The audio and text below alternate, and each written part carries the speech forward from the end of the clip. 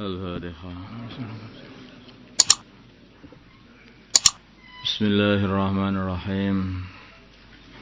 Putusan Bahsul Masail Senin 18 Rabiul Awal 1443 Hijriah,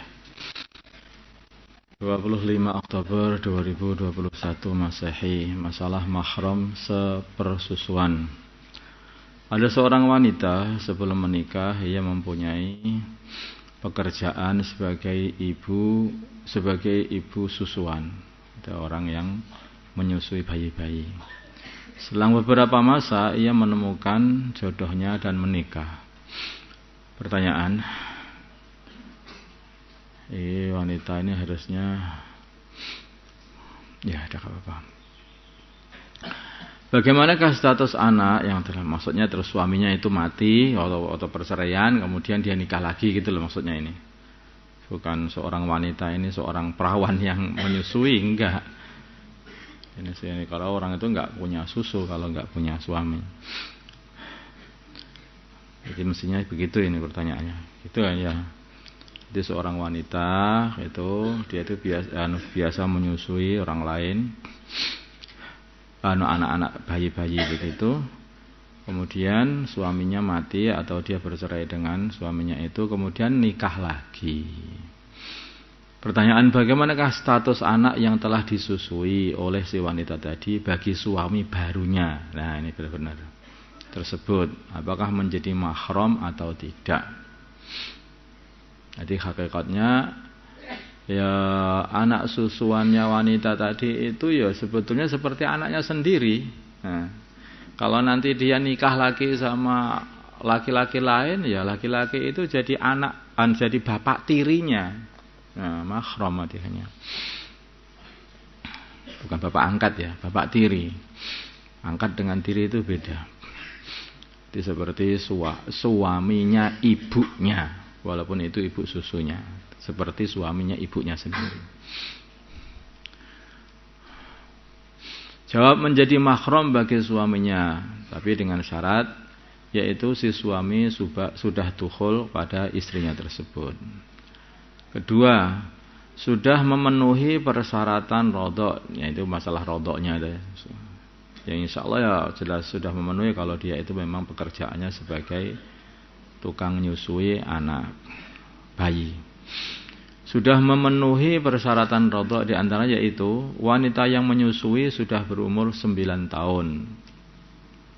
Umur haid maksudnya 9 tahun ke atas. 2, anak yang disusui belum berumur 2 tahun, si bayi. 3, menyusuinya diyakini sudah mencapai 5 kali susuan. Ya, ini tapi urusan ini ya, ini saya tambah lagi ini. Terdapat perbedaan pendapat mengenai jumlah susuan yang menetapkan kemahraman. Menurut Imam Abu Hanifah, Imam Malik, Imam Auza'i dan beberapa sahabat seperti Sayyidina Ali, Ibnu Mas'ud, Ibnu Abbas, Ibnu Umar, bahwa 1 kali susuan pun sudah menetapkan kemahraman. Nah, makanya ini harus hati-hati, terutama urusan pernikahan. Ya. 1 kali persusuan pun itu sudah menetapkan kemahraman. Ini banyak ulama. Imam Abu Hanifah, Imam Malik, sesekitakan dalam mazhab 4. 2, mati tertabrak mobil. Ada seseorang mau dianiaya atau mau dirampok oleh perampok. Kemudian ia melarikan diri ke jalan. Sesampainya di jalan, karena tidak melihat kanan kiri, ia tertabrak mobil dan langsung meninggal. Pertanyaan, siapakah yang harusnya dituntut? Apakah yang menabrak atau yang membegal? Mengingat mobil yang menabrak tidak tahu kalau ada orang yang di depannya, karena dia lewat dengan cara mendadak. Jawab, yang dituntut yang bisa dituntut diat adalah yang menabrak, tetap saja yang menabrak. Karena dianggap ini adalah pembunuhan tidak sengaja. Adapun yang menanggung diat adalah akilahnya. keluarganya yang mengelilingi dia. Akilahnya orang yang menabrak. Sedangkan yang membegal mendapat hukuman dari imam. Bukan imam masjid, maksudnya dari pemerintah. Dari khalifah. Sekarang akilah. Akilah itu apa? Akilah adalah semua asobahnya jani, orang yang apa itu nabrak tadi. Selain asal dan fara. Dimulai dari yang paling selain asalnya si orang yang menabrak, asalnya jani, dan bawahnya jani. Dimulai dari yang paling dekat, yaitu yang menanggung nanti. Saudara-saudara lelaki jani, orang yang menabrak tadi, yang sekandung dan sebapak. Terus anak-anak laki dari saudara jani yang sekandung dan sebapak.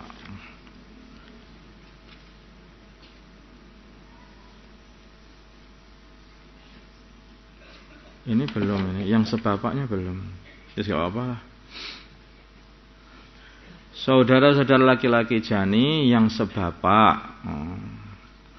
Terus anaknya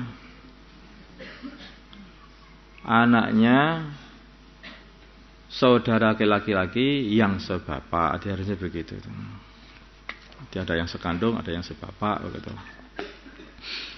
Paman-paman jani yaitu saudara laki-laki kandung dan sebapaknya ayah. Ya enggak apa-apa ini, gitu enggak apa-apa. Anak laki-laki paman, anak dari saudara laki-laki kandung dan sebapaknya ayah. Paman-pamannya ayah, paman-pamannya ayah. Itu mbahnya enggak, paman-pamannya ayah. Saudara laki-laki kandung dan sebapaknya kakek. Paman-pamannya ayah, saudara laki-laki kandung dari sekandung dan sebapak, ngono saja gitu aja. Kok kadang-kadang. Anak laki-laki dari pamannya ayah. Anak laki-laki dari pamannya ayah.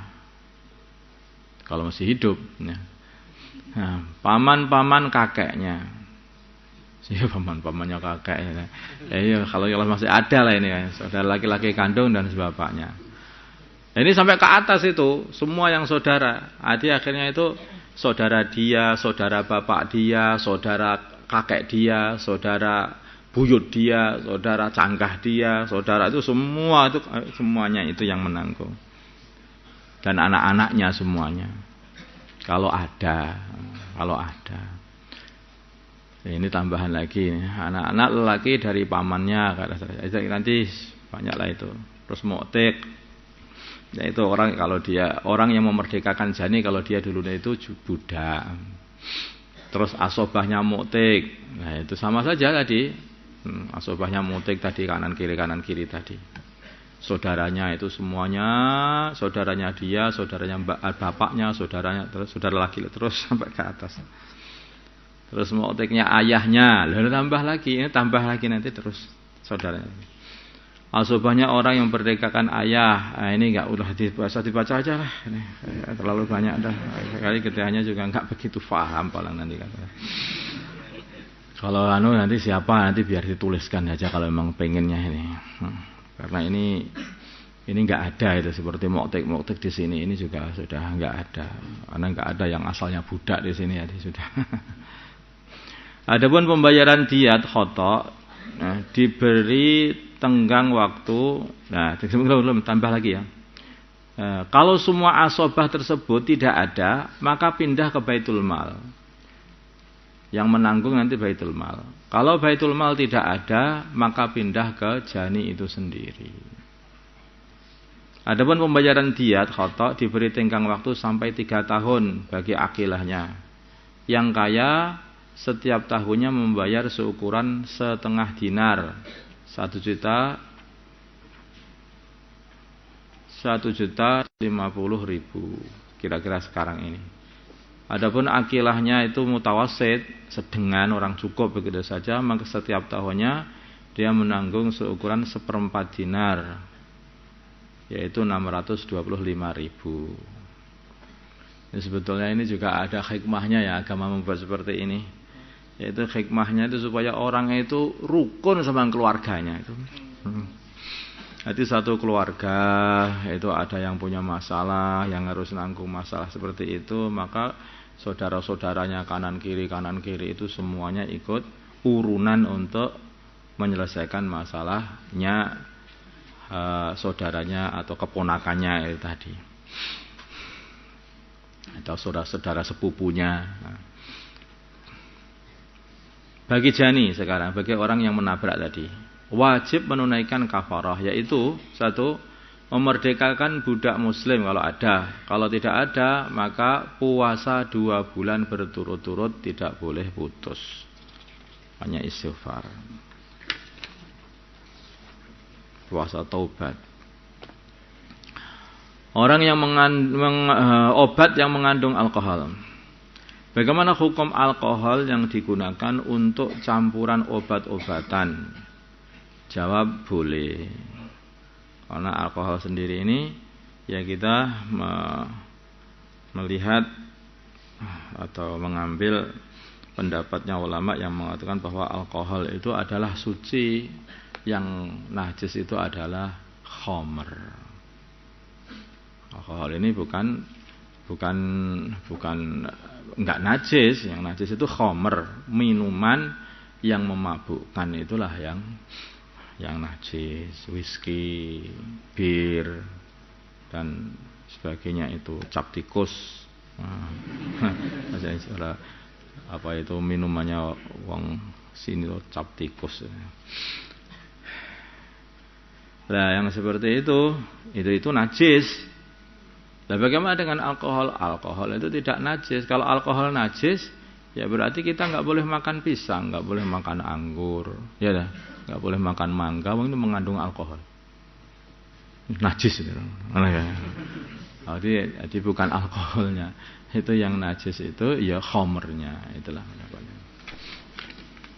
Wallahu a'lam.